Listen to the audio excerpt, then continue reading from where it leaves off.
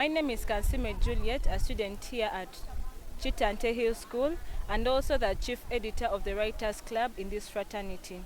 I would like to first appreciate the government and all different organizations that took part in this event on fighting HIV before the end of 2030. And one thing that my fellow age mates or fellow youths that they are not doing in this fight is to abstain from sex, because you realize that in this age, starting from the age of 9, 10, or in the teenage ages, their bodies tend to be active and they are ready to explore whatever comes out.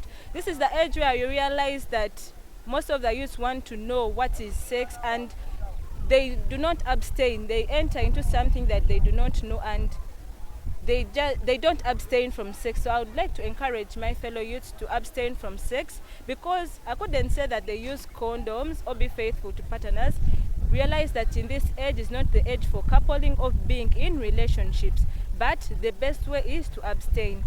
And what I can say about the role of the parent in the fighting of HIV stroke AIDS is, first of all, there are parents who are living with students or young children who are born with HIV AIDS. As a parent, I kindly request you to be the first or number one supporter to your children, because you realize that they didn't decide to have this disease, but they were born with it, and there is nothing that they can change. But how they are going to live their life, and how you're going to support them matters a lot.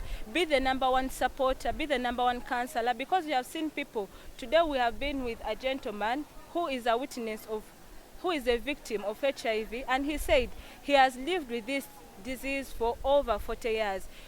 To me, it shows me that even if you have HIV, even if you're born with HIV, that is not the end of life, but you can live longer so long as you're being taken care of. So dear parents who are living with children having HIV, take care of them, take care of their health, and also be positive. Do not put their self-esteem down, but empower them to be better people in life. And also the parents that have children who are not victims of HIV, I'm encouraging you to be the number one counselors, because realize that if a parent does not educate their children about the existence of this disease, the children will just go there, engage in sex, contact the infection, and you just see them changing and sometimes even lose their life because they're not on treatment.